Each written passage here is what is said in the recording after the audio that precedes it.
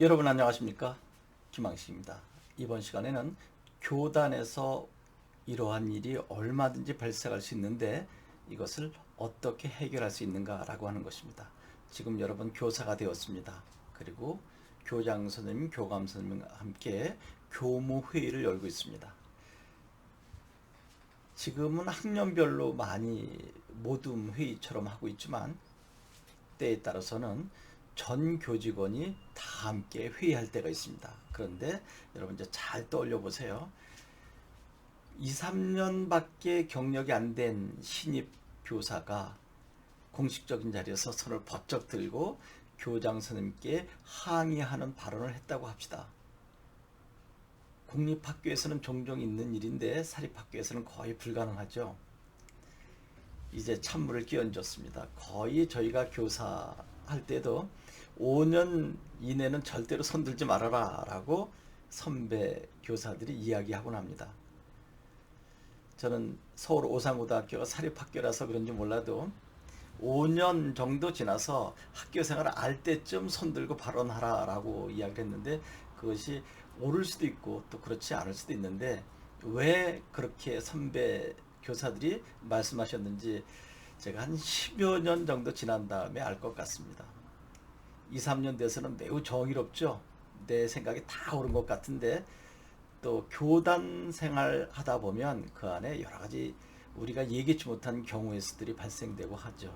그런데 혈기왕성하게 1년 정도 된 젊은 교사가 아주 강력하게 발언합니다. 그러면 동료 교사인 이제 저도 이제 여러분 자신도 1년 차라고 한다면 그 상황을 보고 어떻게 해결할 것인가가 출제된 적이 있었습니다. 이게 실제로 개별 면접에서 질문을 하신 거거든요. 그랬더니 그 학생이 이렇게 이야기를 했습니다. 충고를 단단히 하겠다라고 했습니다.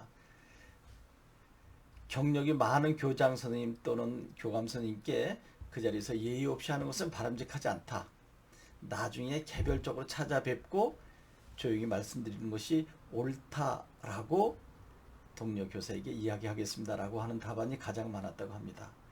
여러분 이론이 쉽지 그렇게 발언한 동료 교사에게 만약에 여러분이 조금 같은 이야기했다 그러면 여러분은 아마 상당히 힘든 상황에 직면하게 될 것입니다. 여러분이 뭔데 그 동료 교사에게 그런 충고를 합니까? 그리고 그런 걸 받아들일 정도라면 그 교사는 그렇게 행동하지 않았을 것입니다. 그런데 이제 두 번째로 높은 점수를 받은 학생이 있었거든요. 그 자리에서 이야기하지 않고 나중에 편안한 상태 속에서 그때의 일을 자연스럽게 이야기해서 교장 선생님께서 그때 그런 말씀을 하셔서 나 역시도 이걸 어떡하나 라고 했는데 옆에 김 선생님께서 그렇게 용기 있게 이야기해줘서 상당히 내가 대리만족을 느낄 수 있었습니다 라고 충분히 공감해준 후에 그런데 요런 부분들은 교장 선생님이 약간 당혹해하지 않았을까요? 그렇게 완곡하게 표현을 해서 스스로 느끼게 해준다라고 했을 때 교수님이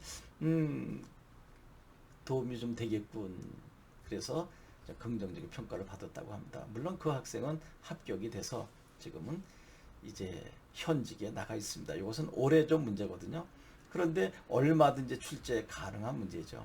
이것은 결국 학생 앞에서 어떤 교사가 되느냐가 아니라 동료 교사 속에서 또는 교장, 교감 선생님 앞에서 평교사인 나는 어떤 행동을 해야 되느냐라고 하는 것. 그러니까 교대 입학도 하지 않은 학생, 그리고 졸업도 하지 않은 학생, 교단 경력 1년 정도를 가상해서 출제한 문제입니다. 채점관들 참 욕심 많으시죠? 다음에는 다른 상황을 놓고 여러분들과 함께 생각해 보도록 하겠습니다.